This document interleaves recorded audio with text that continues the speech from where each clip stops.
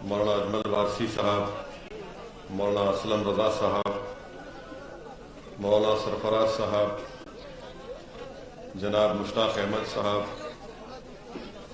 محمد اطہر صاحب جو ظہیر آباد کے مجلس اتحاد المسلمین کے صدر ہیں، شیخ غوث صاحب، عبدالحادی صاحب جو تانڈور کے مجلس اتحاد المسلمین کے صدر ہیں، معزز حاضرین اکرام، بزرگان ملت، یہ اللہ کا فضل و کرم ہے کہ ایک لمبے عرصے کے بعد مجھے یہاں پر آنے کا موقع ملا، اور ظاہر ہے 2 سال تو کووڈ کی وجہ سے جلسے منعقد نہیں ہو سکے۔ آج اللہ کا بڑا فضل و کرم ہے کہ حالات قابو میں ہیں، اور آپ اور ہم مل کر اس سال، بھائی صاحب دیکھیں، جو آپ رک جائیے، آپ رک جائیے، او بھائی صاحب رک جائیے، ان کو الحمدللہ اللہ سبحانہ و تعالیٰ نے موقع دیا۔ کووڈ کی کمی کے بعد جلسے میلاد النبی اور جلسے رحمت اللہ علیہ صلی اللہ علیہ وسلم منعقد کیے جا رہے ہیں۔ عزیزان ملت اسلامیہ، آپ کو میرے بعد معزز علماء کرام کے بصیرت افروز خطابات کو سننا ہے۔ میں زیادہ دیر آپ کے درمیان میں نہیں کھڑے رہوں گا، بس چند باتیں آپ کے سامنے رکھ کر یہاں سے رخصت ہو جاؤں گا۔ میں نے علماء کرام کی زبانوں سے، ان کی صحبت میں بیٹھ کر یہ سنا کہ انہوں نے فرمایا کہ ماہ ربیع الاول کی ایک بہت بڑی فضیلت ہے، اور انہوں نے کہا کہ اس ماہ مبارک کی فضیلت ماہ رمضان سے بھی بڑھ کر ہے۔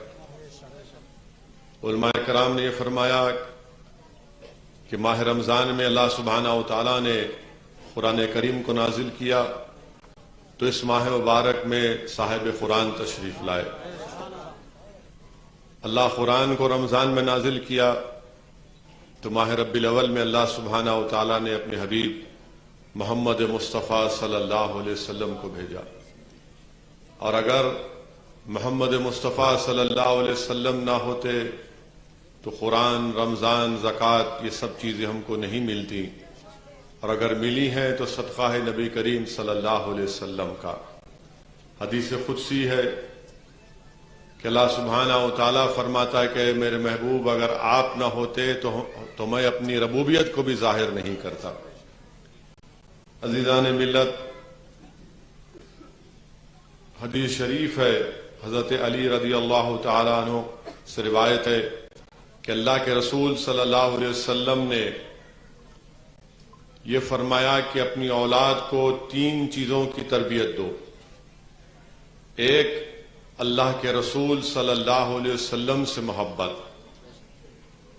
دوسرے اللہ کے رسول صلی اللہ علیہ وسلم کے اہل بیت سے محبت، تیسرا ان کو قرآن کی تعلیم دلاؤ، حافظ قرآن بناؤ۔ حدیث شریف میں آیا کہ اس لیے کہ یہ وہ جو لوگ قرآن کے حاملین ہوں گے وہ اس دن اللہ کے سائے میں رہیں گے جس دن کسی کا سایہ نہیں ہوگا سوائے اللہ کے۔ تو علماء کرام نے حدیث شریف میں فرمایا کہ اللہ کے رسول صلی اللہ علیہ وسلم ہم تمام کو یہ پیغام دے رہے ہیں، یہ تعلیم دے رہے ہیں، یہ ہم کو سمجھا رہے ہیں کہ سب سے پہلے اپنی اولاد کو اگر کوئی چیز سکھانا ہے تو اپنے رسول صلی اللہ علیہ وسلم سے محبت۔ تو علماء کرام نے اس حدیث شریف کے بارے میں لکھا کہ اگر کسی کو حافظ قرآن بننا ہے تو اس وقت تک اس کے سینے میں قرآن نہیں اترتا جب تک کہ وہ رسول اللہ صلی اللہ علیہ وسلم سے محبت نہیں کرتا، اور اس وقت تک اس کے سینے میں قرآن نہیں اترتا جب تک وہ اہل بیت سے محبت نہیں کرتا۔ کیونکہ علماء کرام نے سمجھایا کہ اللہ کے رسول صلی اللہ علیہ وسلم یہ فرما رہے کہ اپنی اولاد کو پہلے اپنے رسول صلی اللہ علیہ وسلم سے محبت کرنا سکھاؤ، پھر اہل بیت سے محبت کرنا سکھاؤ۔ تو میرے عزیز دوستوں اور بزرگوں، میں نے کہیں پر پڑھا، مجھے یاد نہیں آ رہا ہے، کہ شیخ احمد سرندی رحمت اللہ علیہ، جس کو مجدد الفسانی کے نام سے ساری دنیا میں لوگ جانتے ہیں اور صبح قیامت تک جانتے رہیں گے، یہ وہ شیخ احمد سرندی ہے جنہوں نے مغل بادشاہ اکبر کے زمانے میں، جس نے دین الہی کے نام سے ایک نئے دین کی شروعات کی تھی، تو اس دین الہی کا تعاقب اور اس کے خلاف اگر کسی نے حق کو بلند کیا تو وہ اس شخص کا نام شیخ احمد سرندی رحمت اللہ علیہ تھا۔ تو شیخ احمد سرندی رحمت اللہ علیہ اکثر ایصال و ثواب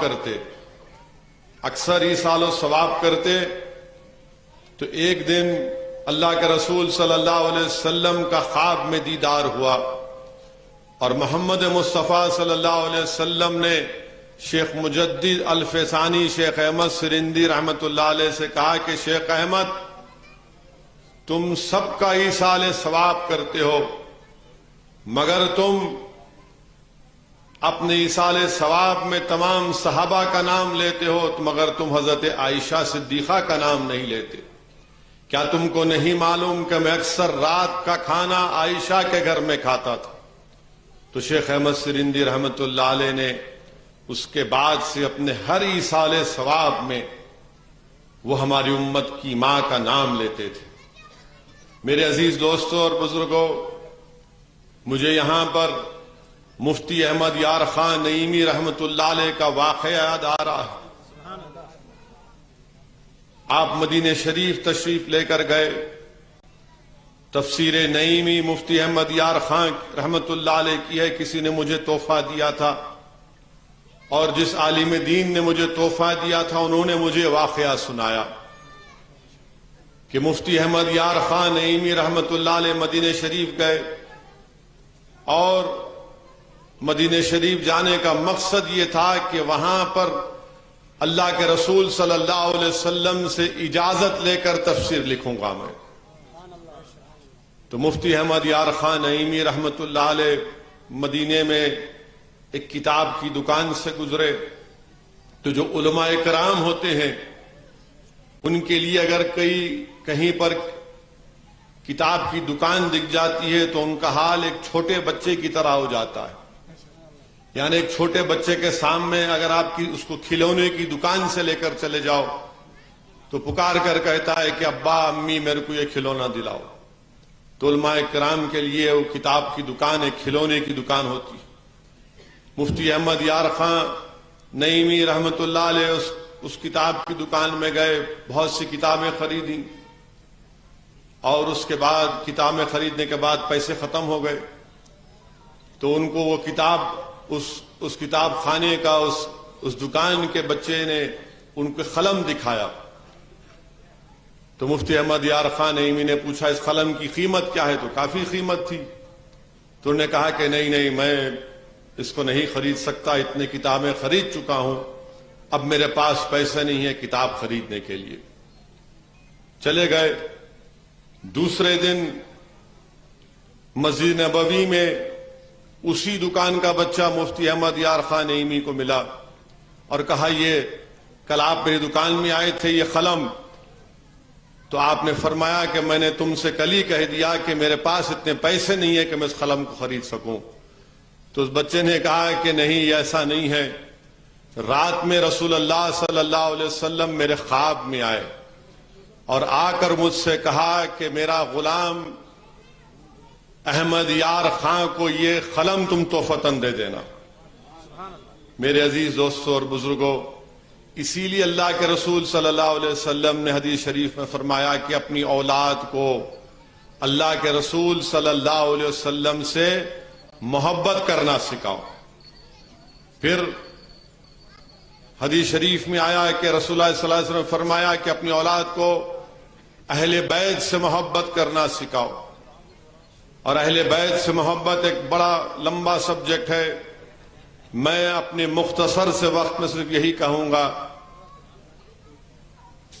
کہ اللہ کے رسول صلی اللہ علیہ وسلم سے محبت اور اہل بیت سے محبت. اس لیے حدیث شریف میں آیا کہ رسول اللہ صلی اللہ علیہ وسلم نے فرمایا کہ میری آل کشتی نوح کی طرح ہے، جو اس میں سوار ہو گیا وہ بچ گیا، جو نہیں سوار ہوا ہلاک ہو گیا. حضرت بلال کا واقعہ کہ حضرت بلال رضی اللہ تعالیٰ عنہ رسول اللہ صلی اللہ علیہ وسلم سے بے انتہا محبت کرتے تھے، بے انتہا محبت کرتے تھے. جب رسول اللہ صلی اللہ علیہ وسلم پردہ فرمائے، وصال ہوا، تو صدیق اکبر حضرت بلال پر نظر رکھتے تھے کہ کہیں وہ مدینے کو چھوڑ کر نہ چلے جائیں، کیونکہ حضرت بلال رسول اللہ صلی اللہ علیہ وسلم سے بے انتہا محبت کرتے تھے. فاروق اعظم کے دور خلافت آیا تو حضرت بلال ایک کاروان کے قافلے کے ساتھ مدینے سے چلے گئے، شام کی سرزمین پر گئے. وہاں پر ایک دن رسول اللہ صلی اللہ علیہ وسلم خواب میں آ کر کہا کہ اے بلال اتنی دوری کیسے ہم سے. حضرت بلال واپس مدینہ شریف کو آئے. جب مدینے میں معلوم ہوا کہ حضرت بلال آ گئے ہیں تو پورے صحابی رسول جا کر حضرت بلال سے کہے کہ بلال وہ اذان دے دو، وہ اذان دے دو. حضرت بلال نے انکار کیا کہ نہیں، اب میں اذان نہیں دے سکتا. مگر صحابی رسول کو معلوم تھا کہ حضرت بلال سے اپنی بات کیسے منوانا. وہ رسول اللہ صلی اللہ علیہ وسلم کے شہزادے جنت کے پاس گئے اور کہا کہ آپ حضرت بلال سے کہیے، وہ آپ کی بات کا رد نہیں کر سکتے. جب جنت کے شہزادوں نے حضرت بلال سے کہا تو حضرت بلال نے کہا کہ میں آپ کی بات کو قبول کرنا یہ میرے لیے ضروری ہے.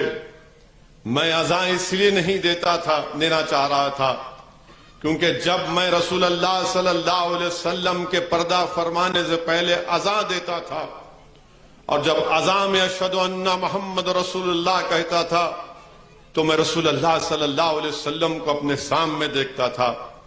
اب میں اذان نہیں دے سکتا مگر آپ کا حکم ہے شہزادوں کا. تو جب حضرت بلال نے اذان دی تو پورے مدینے میں کوہرام مچ گیا. سب نے پکار کر کہا کہ کیا محمد صلی اللہ علیہ وسلم واپس آ گئے؟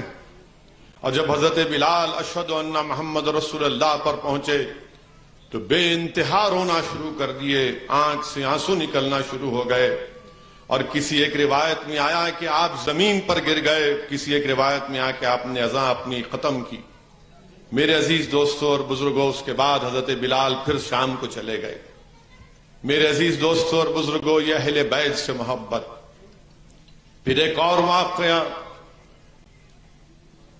کہ حضرت عباس کے بیٹے عبداللہ ابن عباس جب رسول اللہ صلی اللہ علیہ وسلم کا وصال ہوا، آپ کی عمر 11 سال کی تھی.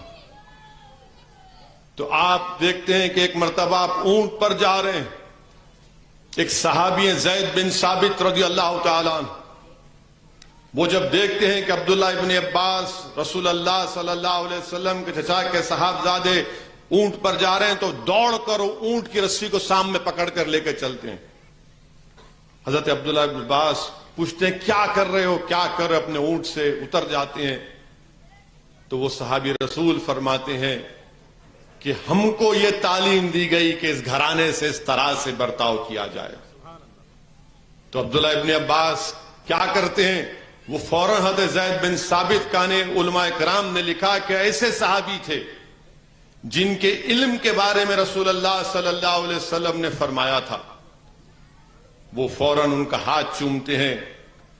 حضرت عبداللہ ابن عباس جب زید بن ثابت صحابی رسول کا ہاتھ چومتے پوچھتے یہ کیا ہے؟ تو آپ فرماتے ہیں کہ ہم کو یہ تعلیم دی کہ علماؤں کی عزت کرنا.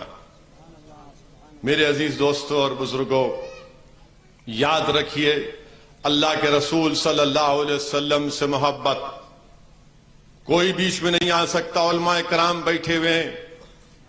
اللہ سبحانہ و تعالیٰ قرآن کریم میں فرمایا کہ میرے محبوب آپ فرما دیجئے ان سے کہ اگر ان کی اولاد، ان کی بیویاں، ان کے والدین، ان کی دولت، ان کا کاروبار اللہ اس کے رسول سے محبت اور اللہ کی راہ میں جدوجہد کرنے سے ان کو روکتے ہیں تو تیار ہو جاؤ اللہ کے عذاب کے لیے۔ میرے عزیز دوستوں اور بزرگوں، اللہ کے رسول صلی اللہ علیہ وسلم سے ہم تمام کو کوشش کرنا ہے کہ ہم رسول اللہ صلی اللہ علیہ وسلم سے سچی محبت کریں۔ زبان سے دعوے تو سب لوگ کر دیتے ہیں۔ میرے عزیز دوستوں اور بزرگوں، مجھے یاد آ رہا واقعہ کہ فاروق اعظم کا دور خلافت ہے، اور حضرت فاروق اعظم کے بارے میں آپ اور ہم جانتے ہیں کہ جس راستے سے فاروق اعظم گزرتے اس راستے سے شیطان بھاگ جاتا تھا۔ فاروق اعظم کا دور خلافت، اور کسی نے آ کر فاروق اعظم سے رضی اللہ تعالیٰ عنہ سے شکایت کی کہ آپ تو بڑے انصاف پسند ہیں، مگر یہ کیا ہے کہ ہم مسجد نبوی کو جب نماز پڑھنے آتے ہیں تو حضرت عباس کے گھر پہ ایک پرنالہ ہے، اس سے پانی گرتا ہے اور ہم نمازیوں پر پانی اچھلتا ہے۔ تو فاروق اعظم اونٹ پر گئے اور اونٹ پر بیٹھ کر آپ نے حضرت عباس کے گھر سے پرنالہ نکال دیا، اور جب حضرت عباس سے مسجد نبوی ملاقات ہوئی تو کہا کہ آپ کے لوگوں نے جب حضرت عباس سے کہا کہ فاروق خلیفہ فاروق اعظم نے آ کر آپ کے گھر سے پرنالہ نکال دیا، تو حضرت عباس نے کہا کہ فاروق اعظم دوبارہ آ کر اپنے ہاتھوں سے پرنالہ لگائیں گے، اور مسکرا رہے تھے۔ مسجد نبوی میں حضرت فاروق اعظم نے ان سے کہا کہ میں نے پرنالہ اس لیے نکال دیا کیونکہ اس سے پانی گرتا تھا، نمازیوں پر پانی گرتا تھا نماز کو جب آتے تھے۔ تو حضرت عباس نے کہا کہ آپ نے نکالا ہے، مگر آپ اس بات کو جان لو کہ جب میں اپنا گھر بنا رہا تھا تو محمد صلی اللہ علیہ وسلم نے اپنے دست مبارک سے اس پرنالے کو لگایا تھا۔ فاروق اعظم پر رقت طاری ہو جاتی ہے، ان کا ہاتھ پکڑتے ہیں۔ روایت لکھنے والے لکھا کہ ان کا ہاتھ پکڑ کر ان کے گھر تک لے کر گئے اور کہا کہ حضرت عباس اب آپ میرے کھندے پر کھڑے ہو کر اپنے گھر کا پرنالہ لگائیے۔ حضرت عباس فاروق اعظم کے کھندے پر کھڑے ہو کر پرنالہ لگاتے ہیں، اور جب اترتے ہیں تو فاروق اعظم حضرت عباس دونوں روتے ہیں، آنکھوں میں اتنے آنسو۔ یہ رسول اللہ صلی اللہ علیہ وسلم سے محبت ہے میرے عزیز دوستو۔ میرے عزیز دوستو اور بزرگوں، رسول اللہ صلی اللہ علیہ وسلم ہجرت فرما رہے مکے سے مدینے کی طرف،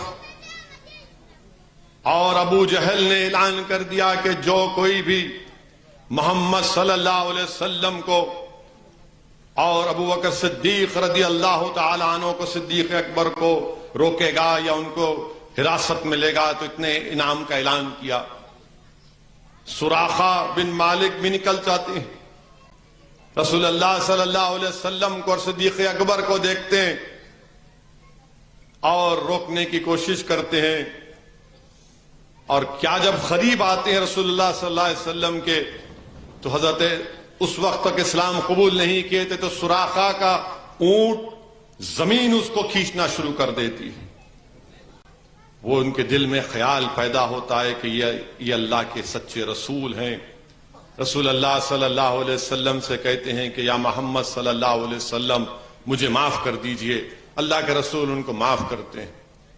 پھر دوسری مرتبہ پھر وہی کوشش کرتے ہیں راستہ روکنے کی، پھر زمین ان کے اونٹ کو کھینچ لیتی ہے زمین میں۔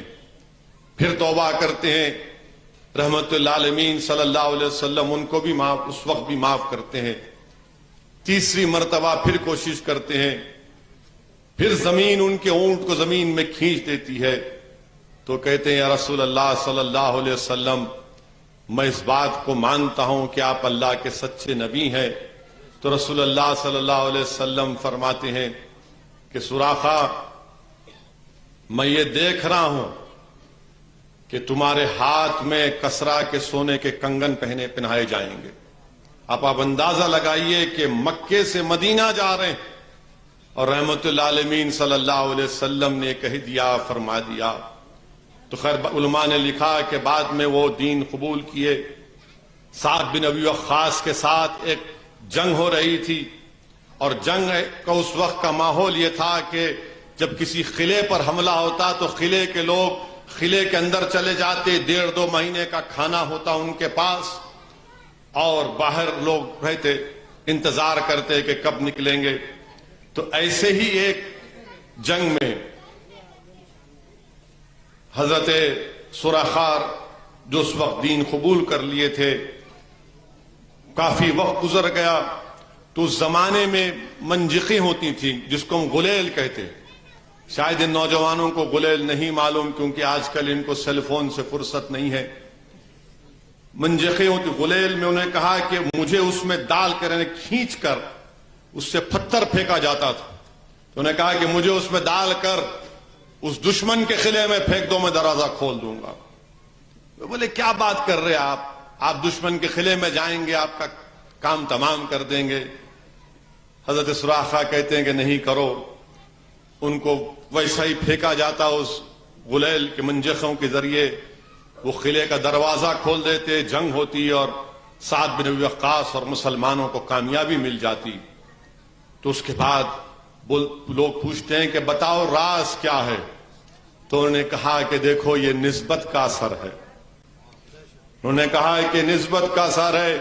محمد مصطفیٰ صلی اللہ علیہ وسلم نے مجھ سے کہہ دیا تھا کہ کسرا کے بادشاہ کے کنگن تمہارے ہاتھوں میں پہنائے جائیں گے۔ اب تک میرے ہاتھ میں کسرا کے بادشاہ کے سونے کے کنگن نہیں پہنائے گئے تو موت میرے قریب نہیں آ سکتی جب تک رسول اللہ صلی اللہ علیہ وسلم کا وہ فرمان پورا نہیں ہو جاتا۔ میرے عزیز دوستوں اور بزرگوں، وہیں پر طلحہ بن برہ ایک صحابی رسول تھے صلی اللہ علیہ وسلم۔ طلحہ بن برہ رضی اللہ تعالیٰ عنہ رسول اللہ صلی اللہ علیہ وسلم سے بے انتہا محبت کرتے تھے، معصوم بچے تھے، اور رسول اللہ صلی اللہ علیہ وسلم کے ہر وقت خدمت میں حاضر تھے کہ رسول اللہ صلی اللہ علیہ وسلم بتائیے کیا کام کرنا ہے۔ رسول اللہ صلی اللہ علیہ وسلم بولتے یہ کام کرو، فوراً حکم بجا لاتے۔ ایک دن لوگوں نے پوچھا، صحابیوں نے پوچھا رسول اللہ صلی اللہ علیہ وسلم طلحہ بن برہ ابھی بچے ہیں اور آپ ان کی بڑی تعریف بھی کرتے ہیں اپنی زبان مبارک سے، تو اللہ کے رسول صلی اللہ علیہ وسلم کہتے ہیں کہ سنو دیکھو، اب وہ طلحہ بن برہ کو بلا کر کہتے ہیں کہ جاؤ اپنے باپ کا کام تمام کر دو۔ وہ دوڑتے ہیں، روایت میں آیا کہ وہ شیر خدا کی تلوار نکال لیے۔ تو رسول اللہ صلی اللہ علیہ وسلم ان کو بلاتے ہیں اور ان کو روکتے ہیں۔ واقعات میں آیا کہ طلحہ بن برہ بیمار ہو جاتے ہیں اور رسول اللہ صلی اللہ علیہ وسلم دن میں 2 مرتبہ اپنے عاشق کے گھر کو جاتے ہیں، ان کی عیادت کرتے ہیں۔ اور رسول اللہ صلی اللہ علیہ وسلم ایک مرتبہ جب طلحہ بن برہ کے گھر کو گئے اور اس کے بعد ان کے والد سے کچھ کہا کان میں، پھر رسول اللہ صلی اللہ علیہ وسلم روانہ ہو گئے۔ تو اس صحابی رسول نے اپنے والد سے پوچھا کہ بتاؤ ابا، اللہ کے رسول صلی اللہ علیہ وسلم نے آپ سے کیا کہا؟ تو نے کہا نہیں تمہارے لیے کی بات نہیں۔ بولے نہیں، اصرار کرتے بتاؤ۔ تو ان کے والد ان سے کہتے ہیں کہ مجھے محمد مصطفیٰ صلی اللہ علیہ وسلم نے کہا کہ تمہاری موت ہوگی، تم اس دنیا سے چلے جاؤ گے، اور یہ کہا کہ جب تمہارا انتقال ہو جائے گا رسول اللہ صلی اللہ علیہ وسلم نے حکم فرمایا کہ ان کو خبر دینی چاہیے۔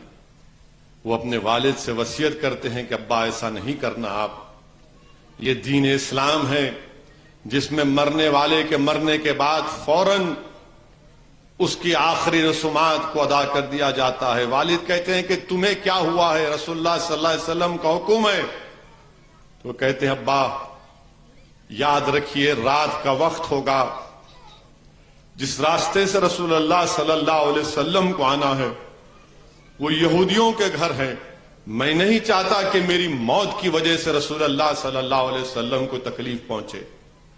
آپ میرے انتقال کے بعد، میرے اس دنیا سے جانے کے بعد فوراً مجھے دفن کر دیا جائے۔ بعد میں رسول اللہ صلی اللہ علیہ وسلم کو معلوم ہوتا ہے، اللہ کے رسول صلی اللہ علیہ وسلم فرماتے ہیں کہ کیوں نہیں بتائے مجھے؟ تو کہتے ہیں کہ یا رسول اللہ صلی اللہ علیہ وسلم، میرے بیٹے نے وصیت کی تھی اور یہ کہا تھا کہ رات میں اگر آپ آئیں گے تو یہودیوں کے گھر ہوں گے تو آپ کو کہیں تکلیف نہ پہنچے۔ اللہ کے رسول صلی اللہ علیہ وسلم پوچھتے ہیں کہاں ہے طلحہ کی خبر؟ شاف روز جزا ان کی خبر پر جاتے ہیں اور دعا کرتے ہیں کہ یا اللہ، جب میرا یہ عاشق تجھ سے ملے گا تو اس کو دیکھ کر مسکرانا۔ میرے عزیز دوستوں اور بزرگوں، ہم کو اور آپ کو پوری یہ کوشش کرنا ہے کہ ہم رسول اللہ صلی اللہ علیہ وسلم سے سچی محبت کریں۔ اور یاد رکھیے میرے عزیز دوستوں اور بزرگوں، قرآن کریم میں اللہ سبحانہ و تعالیٰ نے فرمایا کہ اللہ کی اطاعت کے ساتھ رسول کی اطاعت کرو۔ پھر آگے اللہ سبحانہ و تعالیٰ قرآن کریم میں فرماتا ہے کہ رسول کی اطاعت اللہ کی اطاعت ہے۔ پھر اطاعت اور اتباع رسول کو اللہ فرما رہا ہے کہ میری محبت کا ذریعہ ہے۔ اللہ قرآن میں فرما رہا ہے، علماء کرام نے اس آیت کا ترجمہ اس طرح کیا کہ آپ فرما دیجئے میرے محبوب کہ اگر تم اللہ سے محبت کرتے ہو تو میری اتباع کرو تاکہ اللہ تم کو اپنا محبوب بنا لے۔ اگر آپ چاہتے ہیں کہ زمین و آسمان کا خالق آپ سے اور ہم سے محبت کرے تو ہم کو رسول اللہ صلی اللہ علیہ وسلم کی اطاعت اور اتباع کرنا، کوئی دوسرا راستہ نہیں ہے۔ اگر ہم چاہتے ہیں کہ اللہ ہم سے محبت کرے، علماء کرام نے لکھا ہے قرآن کریم کی آیات۔ اور میرے عزیز دوستوں اور بزرگوں، اللہ سبحانہ و تعالی قرآن کریم میں فرماتا ہے کہ ان اللہ ملائکۃ یصلون علی النبی یا ایھا الذین آمنوا صلوا علیہ وسلموا تسلیما اللہم صلی علی سیدنا محمد عبدک رسولک نبی ام علیہ صحابہ وسلم۔ علماء کرام نے فرمایا کہ اللہ اور اس کے فرشتے محمد مصطفیٰ صلی اللہ علیہ وسلم پر درود و سلام بھیجتے ہیں۔ اے ایمان والو، تم بھی ادب سے محمد صلی اللہ علیہ وسلم پر درود و سلام بھیجو۔ علماء کرام نے بتایا کہ اللہ سبحانہ و تعالی حکم فرما رہا ہے کہ اے ایمان والو، نماز قائم کرو، نماز قائم کرو۔ اللہ نماز نہیں پڑھتا، اللہ فرما رہا ہے نماز قائم کرو۔ علماء کرام نے بتایا کہ اللہ سبحانہ و تعالیٰ نے کہا مسلمانوں سے کہ فلاں مہینے میں فلاں دن حج کرو، اللہ حج نہیں کرتا، مگر یہاں پر یہ عظمت مصطفیٰ صلی اللہ علیہ وسلم کا اظہار ہو رہا ہے کہ اللہ اور اس کے ملائکہ محمد مصطفیٰ صلی اللہ علیہ وسلم پر درود و سلام بھیجتے ہیں۔ تو ایمان والوں سے کہا جا رہا ہے کہ ادب کے ساتھ میرے حبیب پر درود و سلام بھیجتے رہو۔ تو میرے عزیز دوستوں اور بزرگوں، امام شافعی رحمت اللہ علیہ اپنی کتاب الرسالہ میں حدیث وہ درود و سلام لکھے تو آپ کے انتقال کے بعد کسی نے خواب میں آپ کو دیکھا کہ پوچھا کہ کیسا سلوک ہوا؟ تو کہا کہ اللہ نے بڑا کرم کیا۔ بولے کیسے؟ اس لیے کہ میں نے اپنی کتاب میں درود شریف لکھا تھا۔ تو میرے عزیز دوستوں اور بزرگوں، خوب رسول اللہ صلی اللہ علیہ وسلم پر درود و سلام کے نذرانے پیش کرتے رہیے۔ حدیث شریف میں آیا کہ رسول اللہ صلی اللہ علیہ وسلم نے فرمایا کہ جو محمد مصطفیٰ صلی اللہ علیہ وسلم پر ایک مرتبہ درود بھیجتا ہے، اللہ سبحانہ و تعالیٰ اس پر اپنی 10 رحمتوں کو نازل کرتا ہے، اس کے 10 درجات کو بلند کرتا ہے، اس کے 10 گناہوں کو معاف کرتا ہے۔ تو میرے عزیز دوستوں اور بزرگوں، خوب درود و سلام پڑھیے۔ دل سے اگر نفرت نکالنا ہے، ظالم کا، وقت کے فرعون کا، مسلمانوں کے دشمنوں کا اگر خوف دل سے نکالنا ہے تو درود و سلام پڑھتے رہیے، خوب درود و سلام پڑھتے رہیے رسول اللہ صلی اللہ علیہ وسلم پر۔ یاد رکھیے، میں نے علماؤں کے قدموں کے پاس بیٹھ کر سنا کہ انسان محمد مصطفیٰ صلی اللہ علیہ وسلم کی عظمت نہیں جانتا، اسی لیے ہم کہتے ہیں کہ اللہم صلی علی، کہ اللہ ہمارا درود تیرے حبیب محمد صلی اللہ علیہ وسلم پر پہنچا دے۔ میرے عزیز دوستوں اور بزرگوں، اس لیے میری آپ سے گزارش ہے کہ اللہ مجھے بھی توفیق دے کہ ہم خوب رسول اللہ صلی اللہ علیہ وسلم پر درود السلام کے نذرانے پیش کریں. اور یاد رکھیے کہ حدیث شریف جو میں نے آپ کے سامنے پڑھی کہ رسول اللہ صلی اللہ علیہ وسلم نے فرمایا کہ اپنی اولاد کو رسول اللہ صلی اللہ علیہ وسلم سے محبت کرنا سکھاؤ. حضرت انس رضی اللہ تعالی عنہ سے روایت ہے کہ کسی نے آ کر رسول اللہ صلی اللہ علیہ وسلم سے پوچھا کہ قیامت کب آئے گی؟ تو رحمت اللہ عالمین صلی اللہ علیہ وسلم نے فرمایا کہ تم نے اس کے لیے کیا تیاری کی؟ تو اس شخص نے کہا صحابی رسول نے کہا یا رسول اللہ صلی اللہ علیہ وسلم کچھ تیاری نہیں کیا، صرف اتنی تیاری ہے میرے پاس کہ میں آپ کو اور اللہ کو سب سے زیادہ چاہتا ہوں. تو رسول اللہ صلی اللہ علیہ وسلم نے فرمایا کہ تم جس سے محبت کرتے اسی کے ساتھ رہو گے. تو میرے عزیز دوستوں اور بزرگوں، دنیا میں اگر تم کسی ظالم سے محبت کرتے ہو، اگر تم دنیا میں کسی ایک گناہگار سیاستدان سے محبت کرتے ہو، تم دنیا میں اگر کسی برسر اقتدار جماعت کے میلے سے محبت کرتے ہو، تو یاد رکھو اللہ کے رسول صلی اللہ علیہ وسلم کا فرمان ہے تم جس سے محبت کرتے ہو اسی کے ساتھ رہو گے. اگر ہم رسول اللہ صلی اللہ علیہ وسلم سے محبت کرتے ہیں تو حضرت انس حدیث شریف میں حدیث لکھتے ہیں کہ میرے اعمال گو محمد صلی اللہ علیہ وسلم کے برابر نہیں، صدیق اکبر کے برابر نہیں، فاروق اعظم کے برابر نہیں، مگر محبت کی بنا پر میں ان کے ساتھ رہوں گا. تو میرے عزیز دوستوں اور بزرگوں، یہی چند گزارشات میں اپنی گناہگار زبان سے آپ کے سامنے عرض کرنے کی اللہ نے مجھے موقع دیا، سعادت دی. میری آپ تمام سے ہی گزارش ہے کہ اپنے ہمت اور حوصلے کو بلند رکھیے، ڈرنے اور گھبرانے کی ضرورت نہیں ہے. یاد رکھیے آج ہمارے وطن عزیز میں جو ظلم اور ستم کے واقعات ہم دیکھ رہے ہیں، مسلمانوں پر ظلم کیا جاتا ہے، مسلمانوں کے حقوق نہیں دیے جاتے، مسلمانوں کو عزت نہیں دی جاتی، بلکہ ہمارے وطن عزیز جس کو ہمارے بزرگوں نے اپنے خون سے، اپنی قربانیوں سے انگریزوں سے آزاد کروایا، اس ملک کی بعض ریاستیں ایسی ہیں جہاں پر ایسا لگتا ہے کہ مسلمان ایک کھلی جیل میں اپنی زندگی گزار رہا ہے، جہاں پر اس کو چین اور اطمینان سے سانس لینے کی بھی اجازت نہیں ہے.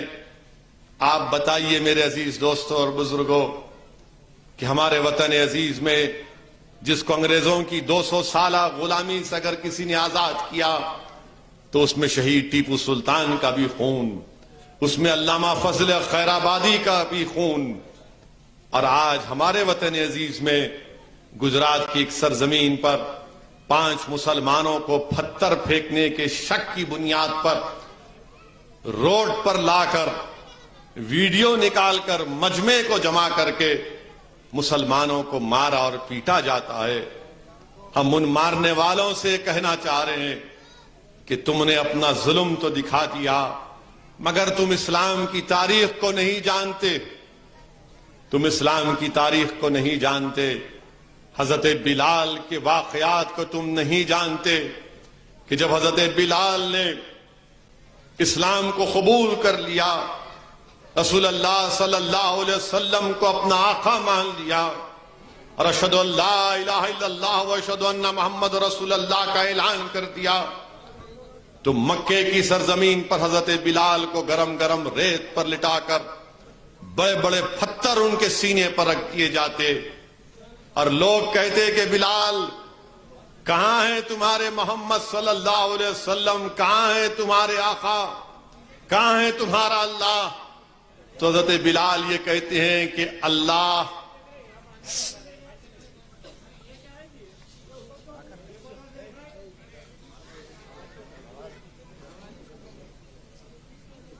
تھوڑی دیر سن لیجئے، یہی ہوتا ہے. دیکھو نفس آتی نا، نفس بیچ میں آ جاتی. بیٹھ جاؤ ادھر، نکالو اس میں سے، بدتمیز، ہوش میں نہیں ہے، نکالو اس کو.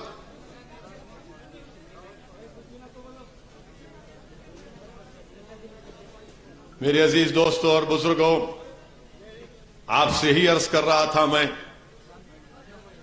کہ ہم کو اپنے حوصلوں کو بلند رکھنا ہے اور پورے استقامت کے ساتھ ہم کو اپنا کام کرنا ہے، اپنے دین پر چلنا ہے، اپنی مسجدوں کو آباد رکھنا ہے، اور میں اپنی عزتدار ماں اور بہنوں سے یہ عرض کر رہا ہوں کہ آپ کو پوری بلا خوف آپ حجاب پہنیے، برقع پہنیے، نقاب پہنیے، چادر اوڑھیے، مگر یاد رکھیے ظالم کے ظلم کے ڈر سے ہم اپنے دین کو نہیں چھوڑ سکتے، نہ چھوڑیں گے انشاءاللہ تعالی۔ میرے عزیز دوستوں اور بزرگوں،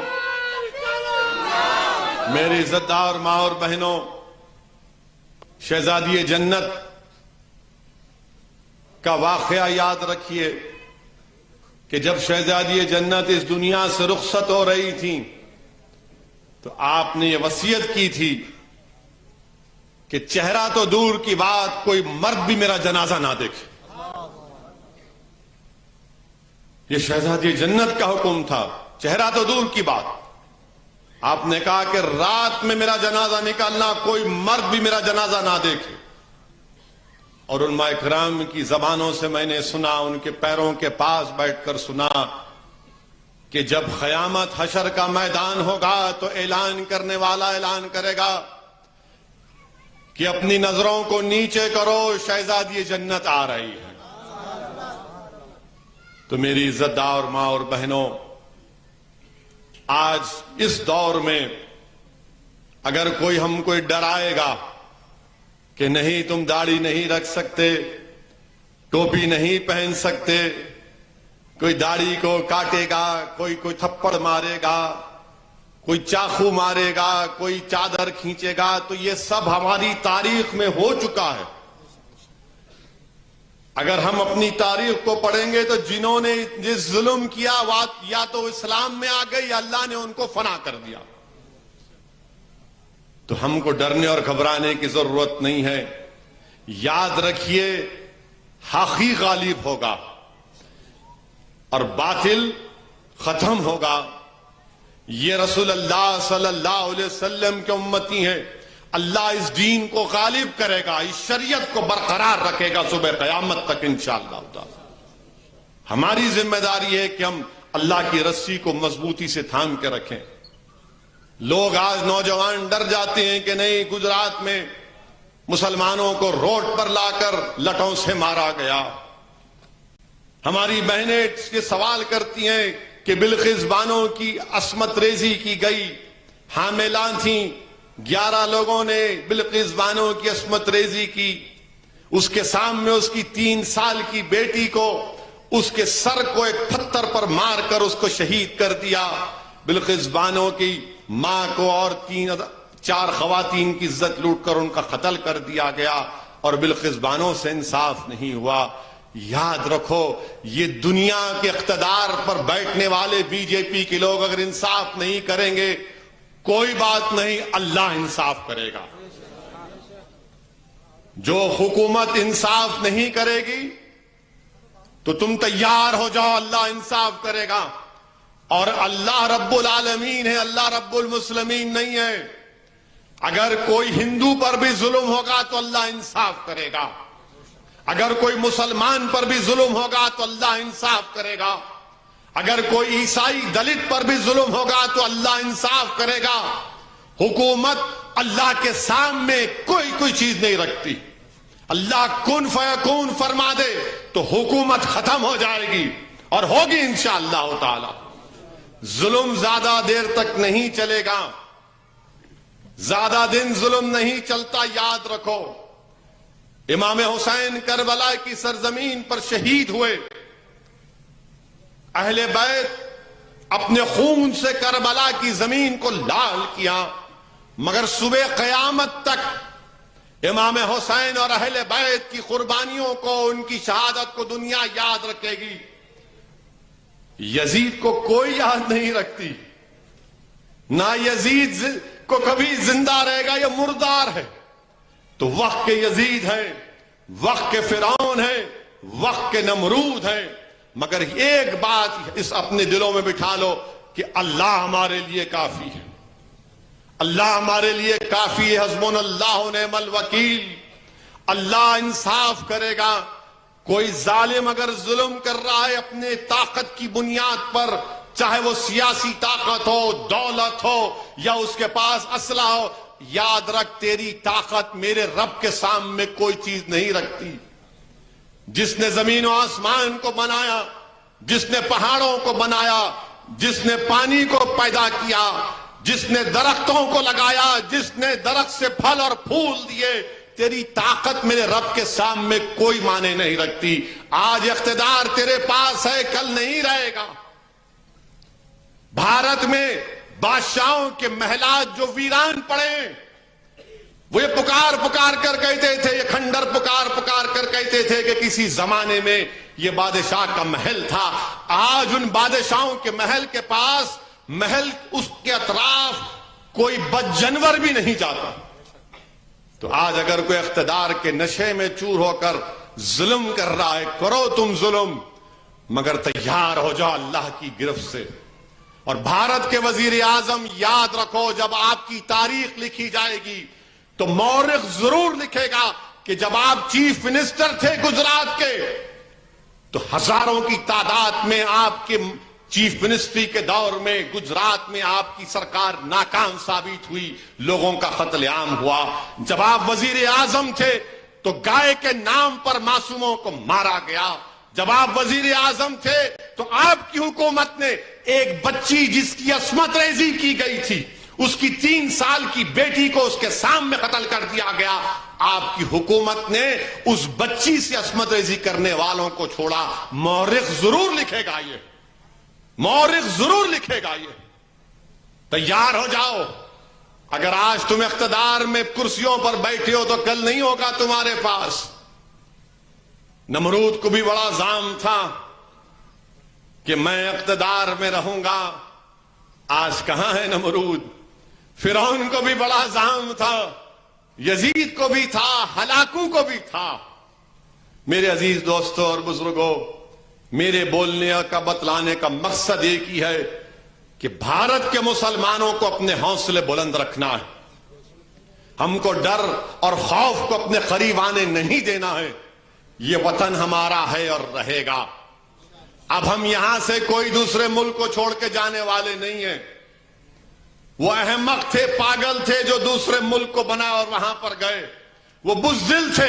ہم بہادر ہیں، یہاں پر رہیں گے۔ یہ خواجہ اجمیری کا ملک ہے، یہ خواجہ اجمیری کا ملک ہے، ہم رہیں گے یہاں پر۔ ہمارے آبا و اجداد نے، ہمارے بزرگوں نے نہرو، گاندھی کے ساتھ مل کر، نیتا جی سبھاش چندر بوس کے ساتھ مل کر ہم نے اس ملک کو انگریزوں کی غلامی سے آزاد کروایا۔ اب کوئی آ کر ہم کو بولیں گا نہیں نہیں اب تم ایسا نہیں کرنا، کیوں برقع پہنتے، کیوں اتنے بچے پیدا کرتے، یعنی ہر چیز سے ہماری نفرت آپ کو ہے۔ میں ہماری ماں اور بہنوں سے کہنا چاہ رہا ہوں کہ مسلمانوں کا جو برتھ ریٹ ہے، TFR جس کو کہتے ہیں، ٹوٹل فرٹیلٹی ریٹ، سب سے زیادہ گرا ہے وہ مسلمانوں کا گرا ہے۔ تو آپ کو ڈرنے اور گھبرانے کی ضرورت نہیں ہے۔ یہ بار بار نہیں، پاپولیشن بڑھ رہا، RSS بولتی پاپولیشن بڑھ رہا۔ کیسے بڑھ رہا پاپولیشن؟ نہیں، وہ بنگلہ دیش سے گھس کے آ جا رہے۔ تو کیا آپ کی جو BSF ہے سوری بریانی کھا کے سوری؟ بارڈر پر تو BSF ہے نا، نہیں بنگلہ دیش سے آ کے مذہب تبدیل کرتے رہے۔ ہاں ایسا کیسا تبدیل ہو رہے؟ اچھا، بنگلہ دیش کی اکانومی بھارت سے اچھی ہے، بنگلہ دیش میں بے روزگاری بھارت سے کم ہے، بنگلہ دیش کا پر کیپٹا انکم بھارت سے اچھا ہے، مگر ان الٹا نے بنگلہ دیش سے آ رہے۔ آپ کی BSF، ہماری BSF کیا کر رہی؟ پھر بولتے کہ نہیں دھرم پریورتن ہو رہا ہے۔ کیسے ہو رہا ہے دھرم پریورتن؟ کہاں دھرم پریورتن ہو رہا ہے؟ آپ کو اتنا ڈر کیوں ہے؟ جمہوریت میں کوئی اسلام کو بھی قبول کر سکتا ہے، کوئی ہندوازم کو بھی قبول کر سکتا ہے، کوئی بدھزم کو بھی قبول کر سکتا ہے۔ یہ جمہوریت ہے۔ اور بھارت کا آئین یہ کہتا ہے کہ اس ملک کا کوئی مذہب ہی نہیں ہے، جو کسی خدا کو نہیں مانتا وہ بھی بھارت کا برابر کا شہری ہے، مگر be J P R S S کو نہیں، بنگلہ دیش سے گھس کے آ رہے، نو بچے پیدا کر رہے اور دھرم پریورتن ہو رہا۔ چوتھا کچھ نہیں بولیں گے، یہ پرانا ایک کیسٹ ان کے پاس ہے، 50 سال سے وہی کیسٹ بجا رہے۔ ارے بے روزگاری پہ بات کرو، بے روزگاری نوجوانوں کا مخدر بن گیا، اس پہ بات کرو، نہیں بات کریں گے۔ آپ کو معلوم روز ایک دن میں 20 کروڑ لوگ بھوکے سوتے ہیں اس ملک میں، اس پہ بات کرو۔ 20 کروڑ لوگ بھوکے سوتے ہیں، کھانا کھلاؤ ان کو۔ اور ہم تم کو بتا رہے ہیں کہ ہمارا دین کیا کہتا ہے، ہمارے نبی صلی اللہ علیہ وسلم نے کیا فرمایا جب ہجرت کی مدینے کو، تو رحمت اللہ علیہ صلی اللہ علیہ وسلم نے حکم فرمایا کہ ایک دوسرے کو سلام کرو اور کھانا کھلاؤ۔ اللہ قرآن میں فرما رہا ہے کہ جو لوگ یتیموں کو، قیدیوں کو، مسکینوں کو کھانا کھلاتے ہیں اور کہتے ہیں کہ ہم کو تو اس کا کوئی اجر نہیں چاہیے، ہم صرف اللہ کے خوف سے اور اس دن کے خوف سے تم کو کھانا کھلا رہے ہیں، یہ آخر میں نعرہ لگائیں گے۔ پہلے سنو بات، اب کھانا کھا کیا ہے شاید انہوں نے۔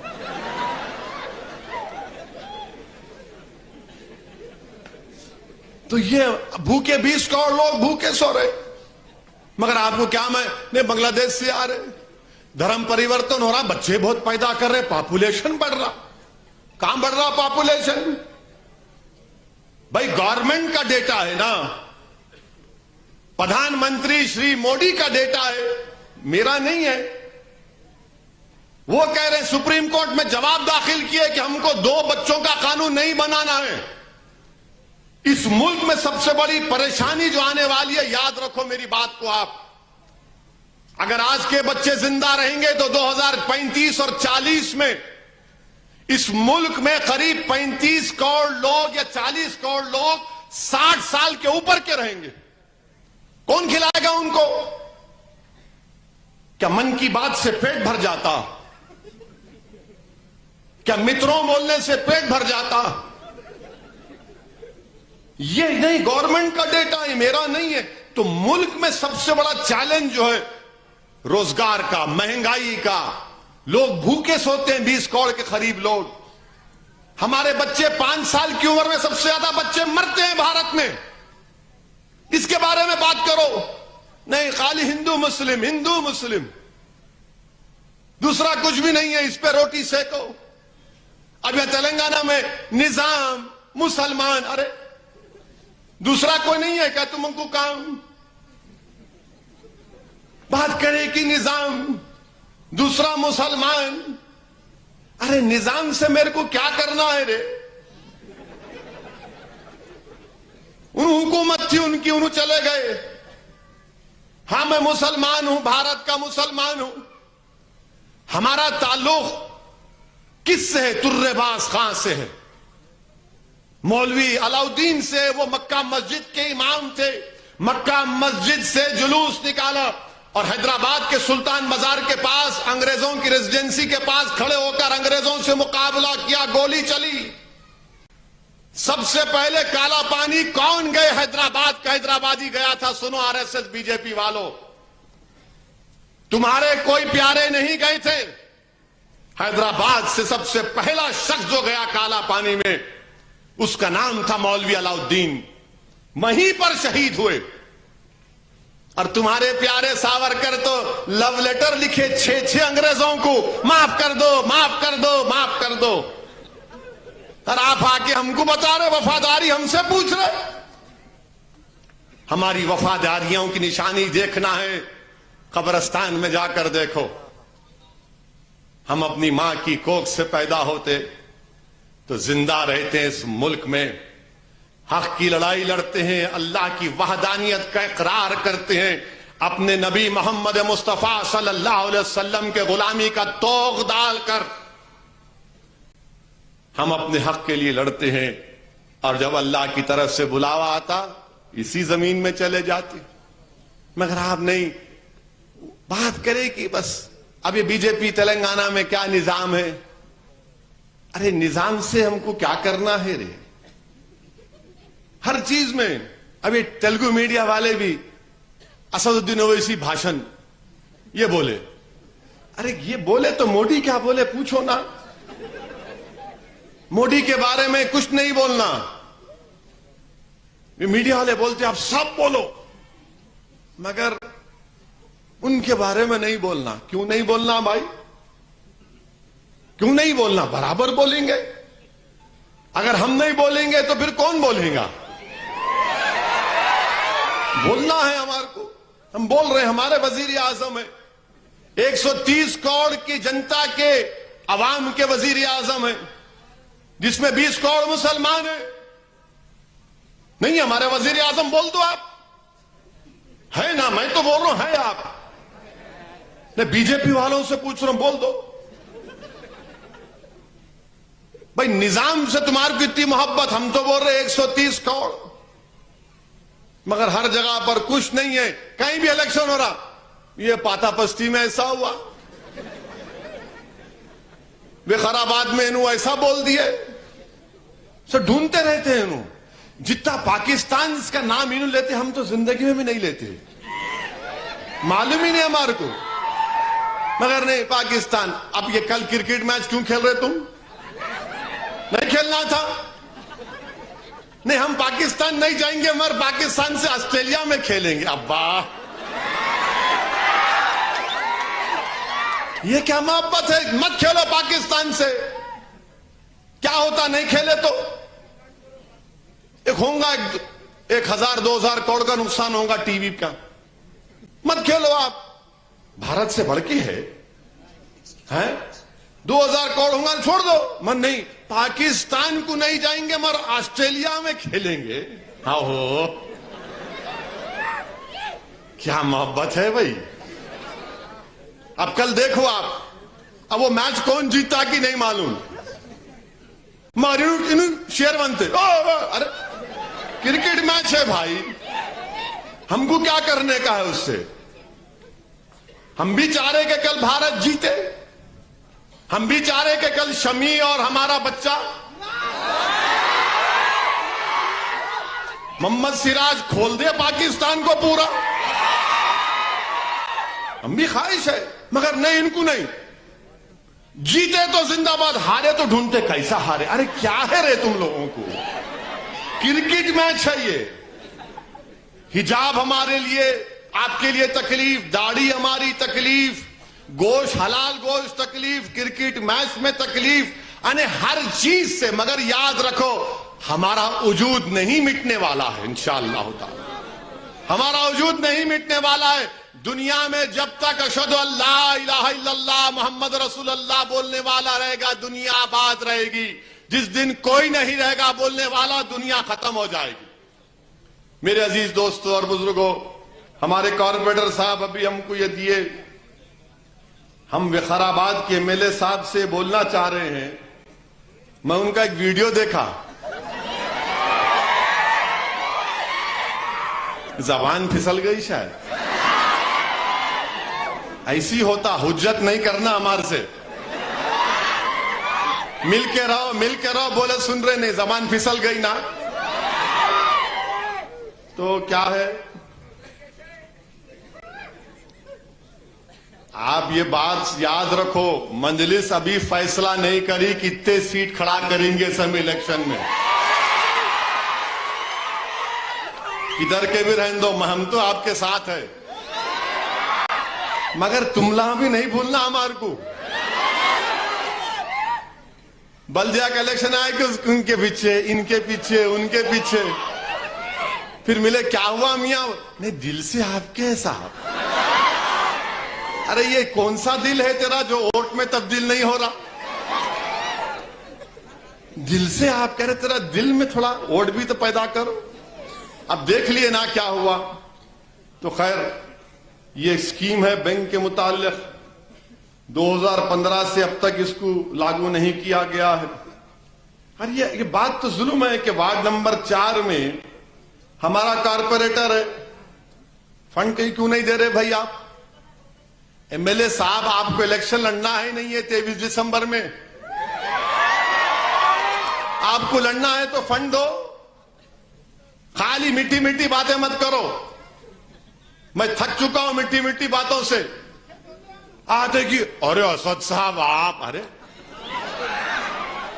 میرے کو، میں کون ہوں بھائی؟ میں بھی ایک انسان ہوں. تو ہمارے وارڈ نمبر 4 میں فنڈ دیا جائے اور شادی مبارک.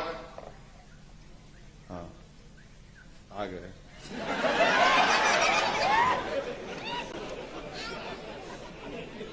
شادی مبارک کے 1.5 سال سے پینڈنگ ہے. اب آپ دیکھو یہ کیسا غلط کام کر رہے آپ. شادی مبارک کے چکاں کیوں رکے ہوئے ہیں؟ ہم تو کلیکٹر میڈم کو بولیں گے. یہاں کے تحصیلدار کا کام یہ شادی مبارک کے چکوں کو دے دو. آپ کیا ہے وہ کلیانہ لکشمی اسکیم ہے نا، 2 لاکھ روپے ہے، کیا ہے دو نا، گورنمنٹ کا ہے. چیف منسٹر KCR بول رہے دے رہو تو دو نا. پھر اس کے بعد یہ مسجدوں میں امام موذنوں کی تنخواہ، اس سے بھی ہے بات. پورے تلنگانہ میں امام اور موذنوں کی تنخواہ کئی مہینوں سے معاوضہ نہیں ملا ہے. ہم نے مطالبہ کیا، انشاءاللہ پھر ہم اور کوشش کریں گے. اور پھر اس کے بعد یہ ہاں تو بہرحال عزیز دوستوں اور بزرگوں، آپ سے ہی گزارش ہے کہ آپ متحد رہیے، مجلس اتحاد المسلمین سے وابستہ رہیے، مجلس کو مضبوط کریے. MP نہیں ہے تو بھولنا نہیں، آپ کا ایک MP ہوں میں، تو پورے ملک میں جہاں کہیں بھی جاتا ہوں ہر آدمی ماشاءاللہ خوش بھی ہوتا اور ہم سے نفرت کرنے والے ذرا پریشان بھی ہو جاتے.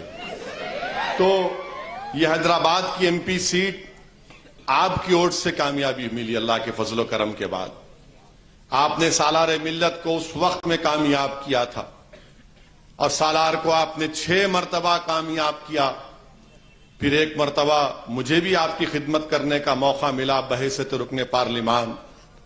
پھر حد بندی ہوئی 2009 کے بعد. اب نئے MP صاحب ہیں، ہم ان سے بھی بول رہے ہیں، ان بیچارے اچھا ملتے، بات کرتے رہتے ہیں. اسد بھائی کیا کرنا، میں بولتا ہوں کرو، کوشش کر رہے انہوں بھی. مگر ہمارے مقامی MLA صاحب سے ہم گزارش کر رہے ہیں کہ آپ ہمارے مسائل کی طرف توجہ لیجئے. ہم بھی چاہتے ہیں کہ پسماندہ طبقات، مسلمان، دلت میں ایک سیاسی اتحاد بنے، مگر اتحاد کے معنی یہ نہیں ہے کہ ہم صرف ووٹ ڈالنے والے بن جائیں اور پھر ووٹ ڈالنے کے بعد پھر الیکشن آئیں گا آپ 23 کا، پھر آپ آ کے بولیں گے دیکھو میں آ گیا. تو ایسا نہیں ہوتا. آپ رولنگ پارٹی کے MLA ہیں، ہم آپ سے اپیل کر رہے ہیں کہ یہ جو مسائل ہیں، خاص طور سے ہمارے شادی مبارک کے اور ہمارے وارڈ نمبر 4 کے، ان مسائل کو حل کریے. چاہے وقارآباد ہو یا تانڈور ہو. تانڈور میں عبدالہادی کے پیچھے پڑ گئے. ارے کچھ بھی ہو تو عبدالہادی کے پیچھے، ارے کیوں پیچھے پڑ رہے بھائی؟ 23 دسمبر میں کیا کرنا ہم سوچ لو تم. اور ہم کسی کے پیچھے پڑ گئے نا تو ایک کی پیٹ ہو جاتے ہم لوگ، ایک کی پیٹ ہو جاتے. آپ کرو، ہمارے کیا کر رہے ہیں؟ ہم بھی بیٹھے دیکھ رہے، اچھا ٹھیک ہے، ہم بھی دیکھ رہے. اب آئیں گے ہم بیٹنگ کرنے، جب جائیں گے معلوم ہوگا. آپ ایسا نہیں کرنا چاہیے، کام کریے. اچھا ان کے ساتھ جو ہے بعض ایسے لوگ ہیں، کمزور لوگ رہتے، خالی کچھ بھی ہے تو تھالی، وہ کچھ بھی نہیں ہے صاحب. ارے کیا ہے، اتنی چمچا گیری مت کرو، اپنی عزت میں مت گرو، اپنی نظروں میں مت گرو، سچائی کو بیان کرو. رولنگ پارٹی ہے تو اس کا یہ مطلب نہیں کہ خدا بن جاتے وہ لوگ. ایسے 56 رولنگ پارٹی آ کے چلے گئے، بہت سے MLA کو ہم بھی دیکھیں. ان کا کام یہ ہے کہ وہ جو بولتے کر کے دکھانا. اور انشاءاللہ تعالی ہم بھی ان سے ہر محاذ پر ان کے بڑے بڑے لیڈروں کو بھی بول رہے ہیں یہ کام کراؤ، آپ یہ کام کرانے کی ضرورت ہے. مگر میں آپ مسلمانوں کو اور بھارت کے مسلمانوں کو ایک پیغام دے رہا ہوں. میں جو کچھ کہہ رہا ہوں کہ بہت سے لوگوں کو میری بات پسند نہیں آتی، مجھے اس کی فکر نہیں ہے. میں کوئی قوال نہیں ہوں کہ گانا گا کر آپ کا دل لبھا کے جاؤں گا. میں سچائی کو بیان کر رہا ہوں. اور بھارت کی سیاست کی سچائی یہ ہے کہ کوئی بھی پارٹی جو اپنے آپ کو سیکولر کہتی ہے وہ مسلمان کو اپنے قریب کھڑانا نہیں چاہتی, کسی مسلمان کو اپنے بازو نہیں کھڑانا چاہتی ہے. بلکہ اب تو حد یہ ہو گئی کہ ملک میں جہاں کہیں بھی یہ نام نہاد, معاف کرنا, نام نہاد سیکولر پارٹی ہے, وہ اپنی پارٹی کا کیا بولتے, کھنڈوا بولتے اس کو, کیا بولتے, کڑوا, کھنڈوا, کھنڈوا, پٹا بولنا چاہیے اس کو. وہ کنڈوا بھی نہیں ڈالنا چاہ رہے. وہ نہیں, تم کام کرو مگر ہمارے ساتھ کنڈوا ڈال کے مت پھرو. کیوں؟ وہ دوسروں کا ووٹ نہیں ملے گا. ارے اتنا ڈر رہے تم بی جے پی سے کہ معمولی بات ہے. مسلمان بھارت میں 20 کروڑ ہیں. اگر آپ سیاسی طور پر ہم کو انویزیبل کر دیں گے تو پھر بھارت کی سیاست کا, بھارت کی راجنیتی کا, بھارت کی جمہوریت کا کیا ہوگا بتاؤ. اب تو بھارت کی پارلیمنٹ میں صرف 5% مسلمان ایم پی ہیں. اب تو کوئی بازو نہیں کھڑا کرنا چاہ رہا ہے. الیکشن کا کیمپین ہوا تو بول دیتے مولانا آپ مسجد میں ادھر کر لو, ادھر نہ کو آؤ, تو ادھر ہی جا, وہ مسلم محلے میں جا, ادھر مت آ. میں سناؤں اپنی کانوں سے, ارے انہوں اسد آ رہا, اویسی آ رہا, اس کو روکو, تم ادھر رہو, ادھر مت آؤ. اپنے ڈائس پر نہیں بٹھاتے یہ لوگ. یہ سچائی ہے, میری بات کو یاد رکھو آپ. جو لوگ آج بھی ان سے امید لگا کر بیٹھے, نہیں نہیں مجبوری ہے, ان کہہ رہے کئی کی مجبوری ہے میرے بھائی. عزت بھی تو کوئی چیز ہے ہماری. کہ ہم کیا کوئی گلی کے چلنے والے کوئی ایسے لوگ ہیں کہ ہماری عزت نہیں ہے, ہماری کوئی وقار نہیں ہے, ہماری کوئی اہمیت نہیں ہے. سب کی اہمیت ہے, سب کی عزت ہے, مگر ہماری ہے ہی نہیں. آپ ہم کو بازو نہیں کھڑا کرنا چاہ رہے. پارٹی کا جو پارٹی کے ہیں وہ بھی نہیں, مگر سب کو کیا بولتے, نہیں ان کو ہرانا ہے, ان کو ہرا رہے, تم کچھ بھی نہیں ہرا سکتے. یاد رکھو, یقیناً ہم کوشش کر رہے ہیں کہ بی جے پی کو سیاسی طور پر شکست ملے, مگر آپ کو اپنا رویہ بدلنا پڑے گا. یہ کیا بات ہے کہ آپ مجھے ہاتھ لگانے سے ڈر رہے ہیں؟ کیا میں 133 kV کا الیکٹریسٹی کا وہ ہے کیا میرے پاس, ہاتھ لگاتے کی شاٹ لگیں گا تم کو؟ نہیں, آپ سمجھو بات کو, کیا سمجھنا بابا. عزت اور اہمیت ضروری ہے ہمارے لیے. تو یہ پیغام ان لوگوں کے لیے ہے جو اپنا سیاسی مقصد, جو اپنے سیاسی عزائم کی تکمیل کے لیے ان پارٹیوں میں جا کر بیٹھے. کچھ ہونے والا نہیں ہے پیارے, آ جاؤ یہاں پر, آؤ لڑو, ہم اپنا عزت اور مقام پیدا کریں گے. تم ایک چند نام نہاد پوسٹوں کے لیے اپنی اہمیت کو, اپنی عزت کو مت گواؤ خدا کے لیے. تم اپنی طاقت کو نہیں جانتے. تم ایک ہو جاؤ, یاد رکھو سب چیزیں ختم ہو جائیں گی. میرے عزیز دوستوں اور بزرگوں, میری آپ تمام سے اپیل ہے کہ اتحاد پیدا کریے, متحد رہیے, اور یقیناً تلنگانہ کو ہم اور مضبوط دیکھنا چاہتے ہیں. تلنگانہ میں اور ترقی ہو, تلنگانہ بھارت کا سب سے بہترین ریاست بنے, یہ ہمارا خواب ہے. اور وہ خواب کیسے پورا ہوگا؟ جو سب کو برابری کی عزت ملے گی, اور ملنا بھی چاہیے. ہم بھی چاہتے ہیں کہ تلنگانہ میں فرقہ پرستی نہ بڑھے. ہم بھی چاہتے ہیں کہ تلنگانہ میں فسطائی طاقتوں کی طاقت کو کمزور کیا جائے. ہم بھی چاہتے ہیں کہ تلنگانہ کی جو تہذیب اور تمدن ہے, جو بھائی چارہ ہے, وہ اور مضبوط ہو. مگر یاد رکھو, اگر تم یہ سمجھو گے کہ میں بینڈ باجا والا ہوں, نہیں, میں بینڈ باجا نہیں بجاؤں گا. میں تمہارا بینڈ باجا نہیں بجاؤں گا. میں تمہارا بینڈ باجا بجانے والا نہیں ہوں کہ تم دولہے ہیں, الیکشن آیا میں بینڈ باجا بجاتا ہوں, اور تم الیکشن جیت جاتے اور بینڈ باجا والا کہاں جاتا معلوم آپ کو؟ کبھی دیکھے بارات میں بینڈ باجا بجانے والا, اس کو دولہے کے ساتھ شادی خانے میں جانے کی اجازت نہیں رہتی, باہر بجا نکل. تو آپ سے میری گزارش یہ ہے کہ آپ اپنی اہمیت کو سمجھو. مجلس آپ کی جماعت ہے, اس کو آپ کے بزرگوں نے مضبوط کیا ہے, اس کو آپ کے اسلاف نے اپنے خون سے اپنے آنسوؤں سے اس جماعت کو مضبوط کیا ہے. آج میں ہوں کل نہیں رہوں گا مگر جماعت آپ کی ہے. یہ آپ کی شناخت ہے, یہ آپ کی طاقت ہے, یہ آپ کے بزرگوں کی قربانی کی نشانی ہے, یہ آپ کے اتحاد کی نشانی ہے, یہ آپ کی سیاسی سوچ کی کامیابی.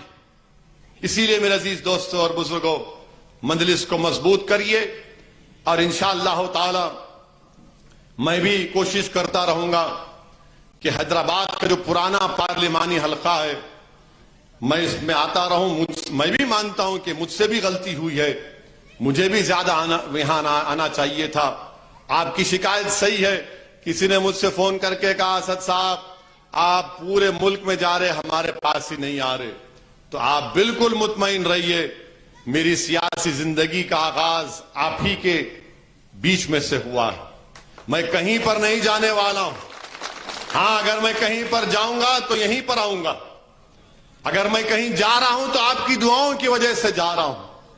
اور اگر میں گجرات میں الیکشن لڑ رہا ہوں تو اپنے لیے نہیں, وہاں کے مظلوم عوام کو انصاف دلانے کے لیے, تاکہ روڈ پر کسی مسلمان کو لا کر مارا نہیں جائے, تاکہ کسی بچی کی عصمت ریزی کرنے والے ظالموں کو, اس کی بچی کا قتل کرنے والوں کو دوبارہ کوئی حکومت نہ چھوڑ دے.